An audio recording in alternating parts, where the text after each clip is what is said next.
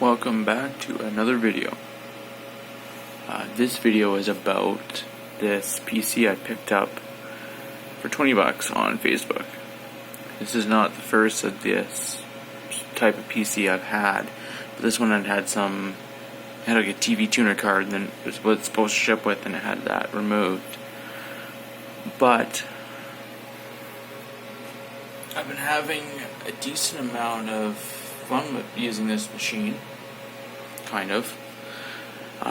For 20 bucks, can't go wrong. Just have something to use to test out stuff or whatever. It's just sitting here in the desk in the corner of the room. I don't really use it much. It's running Windows 7 Ultimate, and it's running Linux Mint, but it's Linux Mint 32-bit, so it's using a Debian base instead of the Ubuntu base, because this is a 64-bit CPU, but if I remember properly, the motherboard is 32-bit, so then you're quite limited on what you can actually do. But it's just,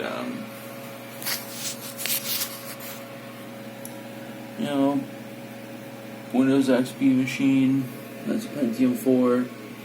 A ton of I/O on the front.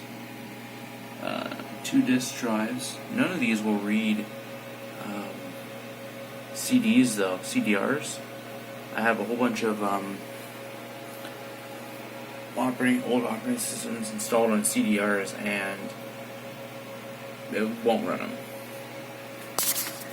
My friend gave me an old graphics card a couple months ago. I wasn't using it, and I threw it in here.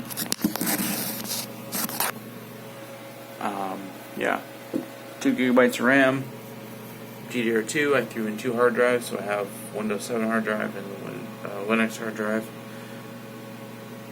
Yeah, I've been using it to flash stuff and whatever, because I've been trying to flash this Liberty computer with Freet board, whatever it is called, and you can flash the eMMC, but you're not supposed to do it on an AMD system, which this is an AMD system.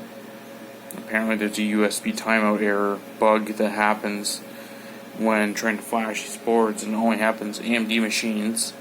So I was in luck. I had a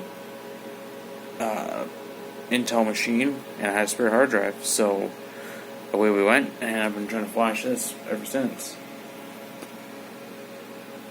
So 20 bucks can't go wrong. I'm planning to put Puppy Linux on it, because the Linux Mint runs okay, but it's a bit slow because of the UI, like the desktop manager. Just slow.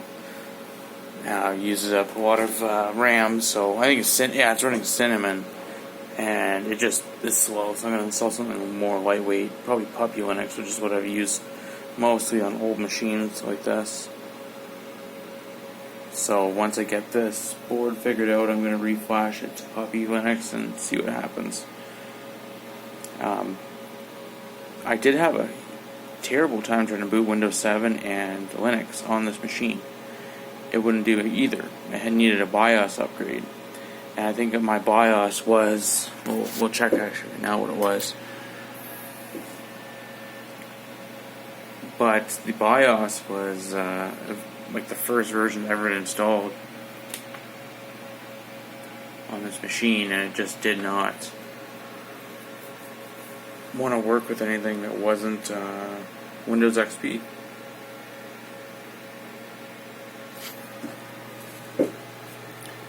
BIOS version right there, 3.24. So this was at like 1.2 or something like that when I started, and it was from 2003, I think. So as soon as I found this, which I'll link in the description so that other people can find it, I found a download, because HP doesn't have any resources on their website now for this machine. It basically tells you this machine is retired and we don't have anything for you, so screw you. So that's everything.